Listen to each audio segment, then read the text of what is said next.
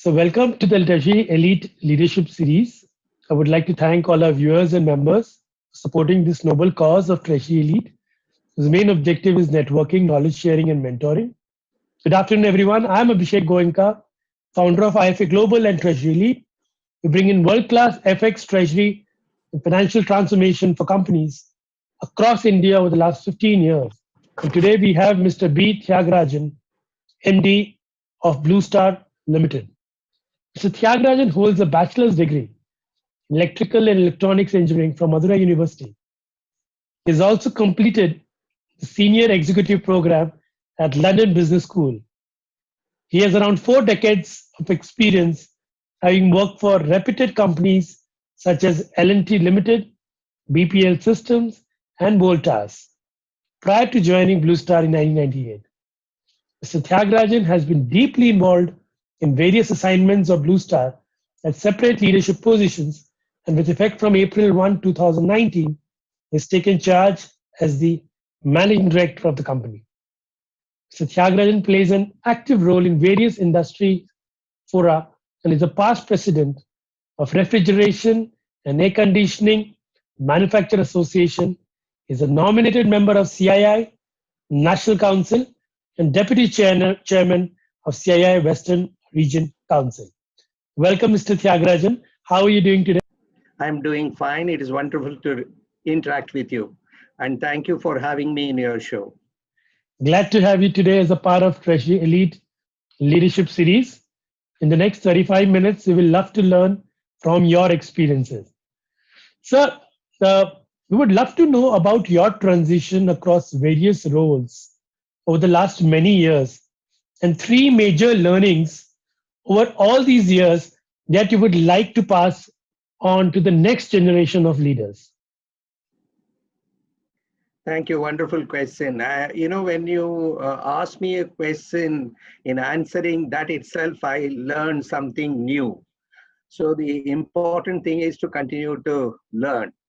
I would say, you asked about three phases. The very first phase, I think, is transitioning from an engineer to a manager.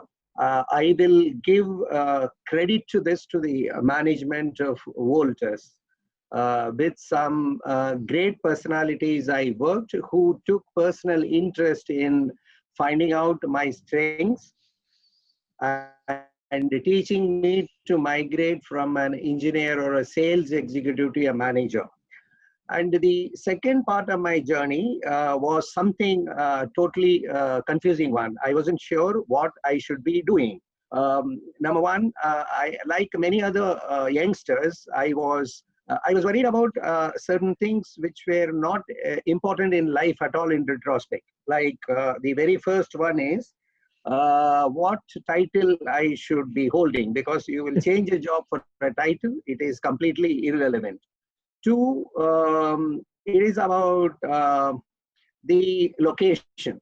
I should move out of Chennai, where I had worked for many years, and I am from Tamil Nadu. So there was an element of hesitation.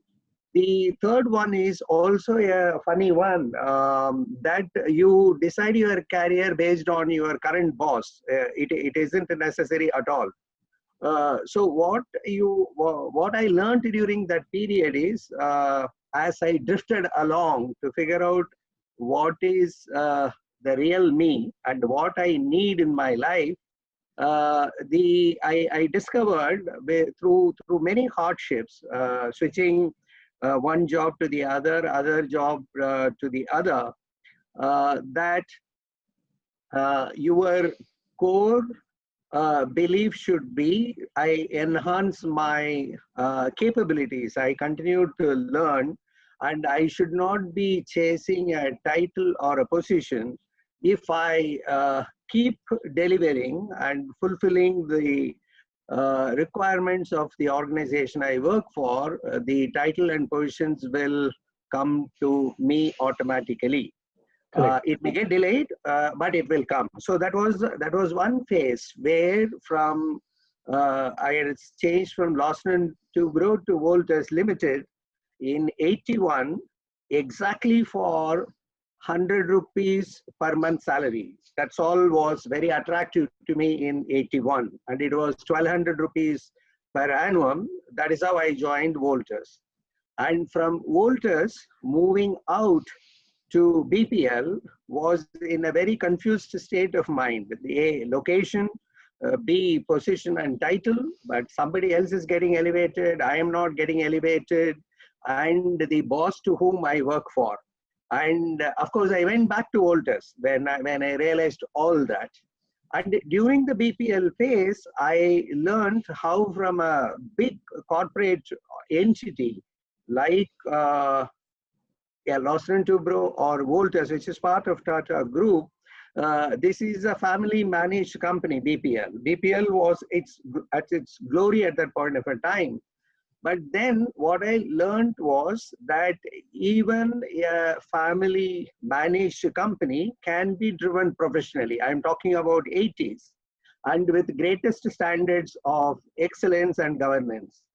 And it can set itself very high, remarkable goals. That is how BPL Sanyo shined during that part of the period.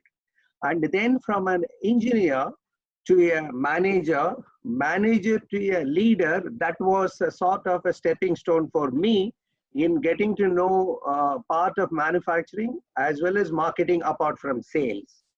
Then my career in Voltas, when I came back, it was with a challenge to prove where I had initially failed in Voltas, I can again show to them and my friends, colleagues, others, that I can do exactly that, what was expected of me, like working in New Delhi, the northern region, working in multiple product and working with very difficult bosses. And these were the learning. So Voltas again helped me to migrate from a manager to a leadership role. Then in 1998, I moved out of Voltas to Blue Star. And people ask me, what is the biggest risk you would have taken? In business, you take risk because there is a risk management framework. You indeed take risk there, but then taking risk in an organization is with all the ecosystem supporting to you.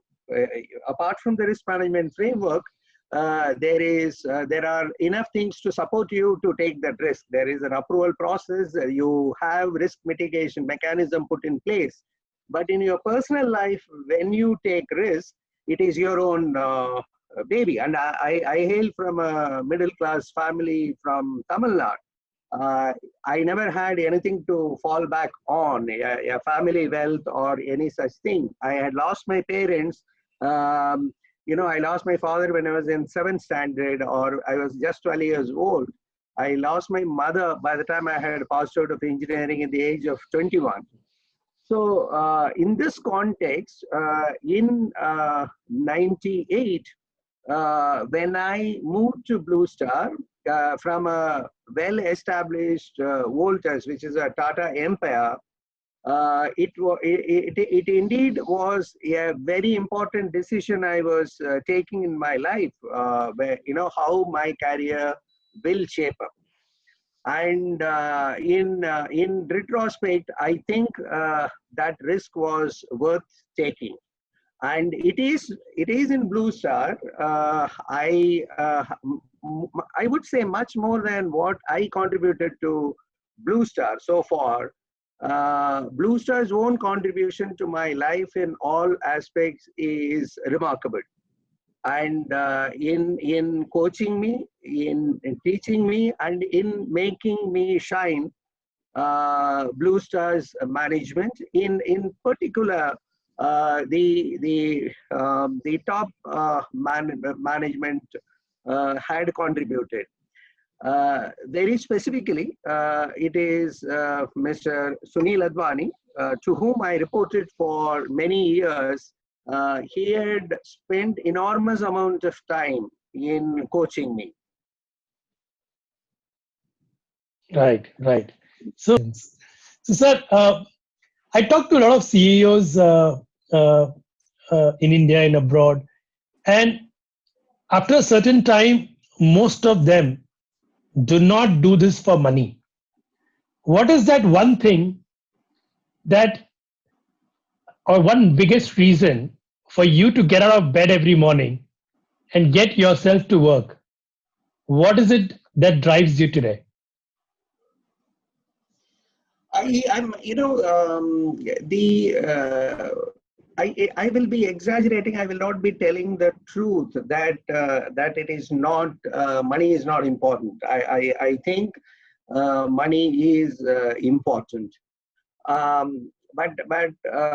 What excites me is there is something that I should do new. And if I am to do a routine work, it is very boring for me. I lose the attention. Beyond a point, I will not be able to focus on that at all. What is that? Something new I can do. That excites me. Correct, correct. So, innovation is the heart of any company. Take us through your innovation culture at Blue Star, and how do you see this industry shaping in the next 5 to 10?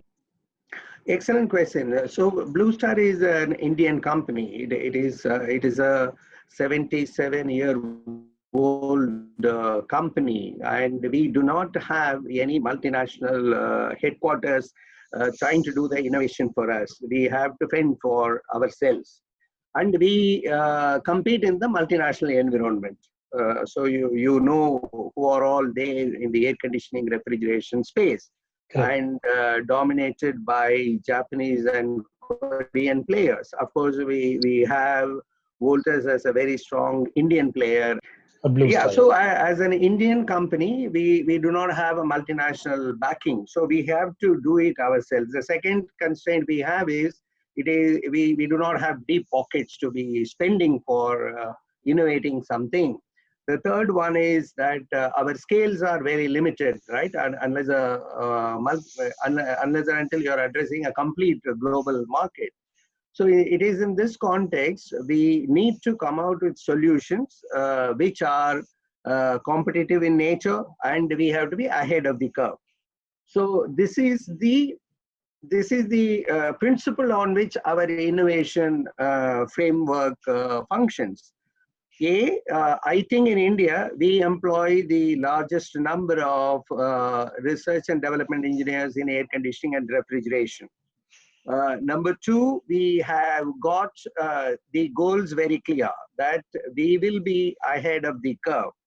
And we do depend on best of the institutions, an university in Japan or a developer who is sitting and creating the technology somewhere else across the globe.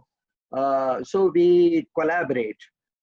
Third is that there is enormous amount of pride in ourselves that every year we come out with a product which is the global benchmark. So today, I'm very happy to tell you that most of our products and solutions are second to none.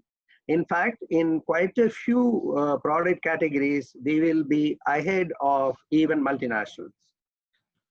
Okay, okay.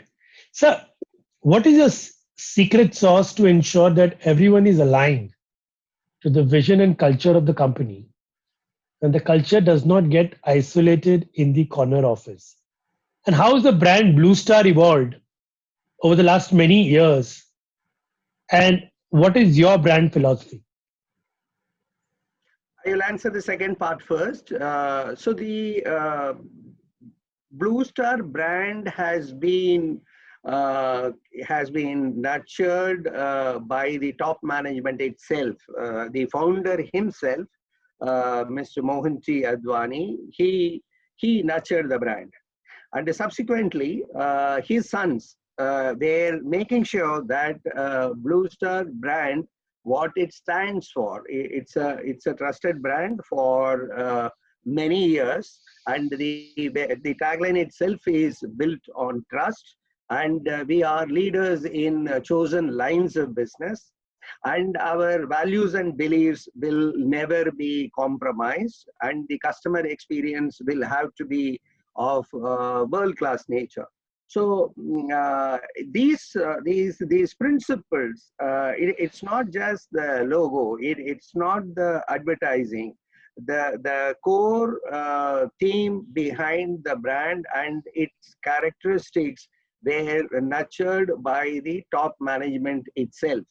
Down the line, it is very clear. That is, we may end up losing money, we may not make so much profits, but what the brand promises must be delivered. So the credo of Blue Star is that I am Blue Star.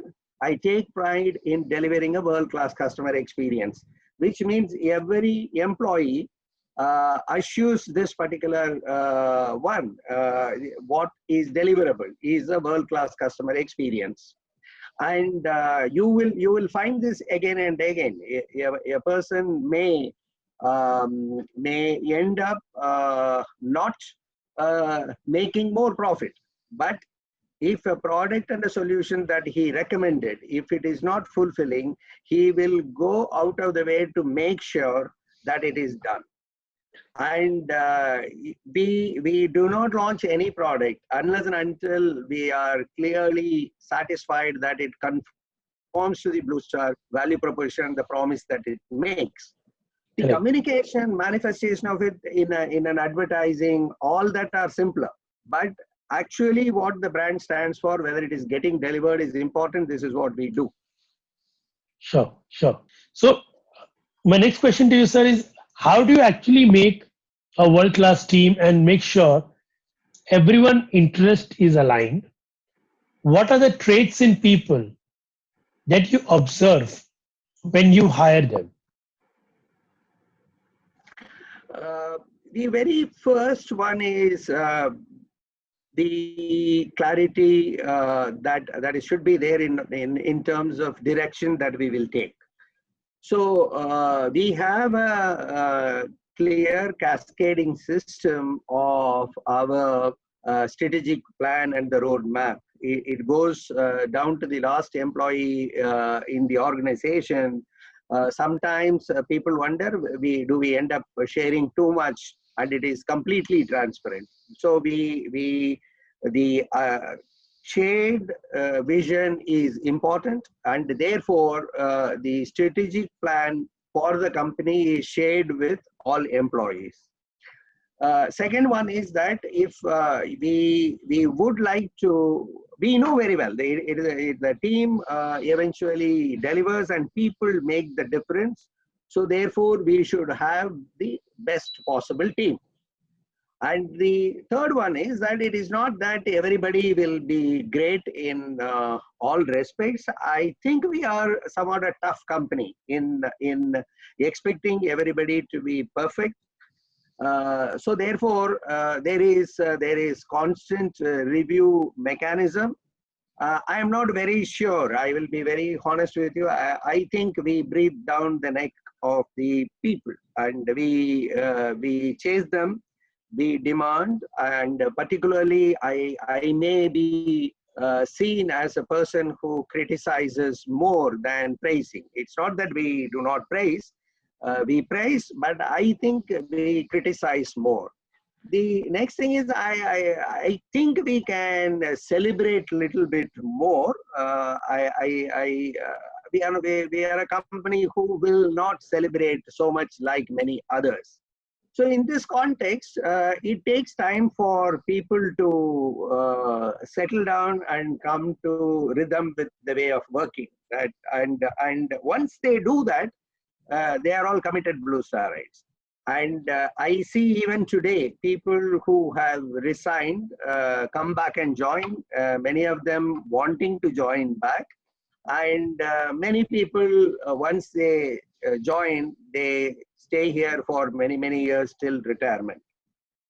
And Sure. so it is not easy for one to adjust to this culture. That is my own personal view because of the reasons I told you. we will expect them to be doing everything right, and the feedback may be much more than what they received in other organizations.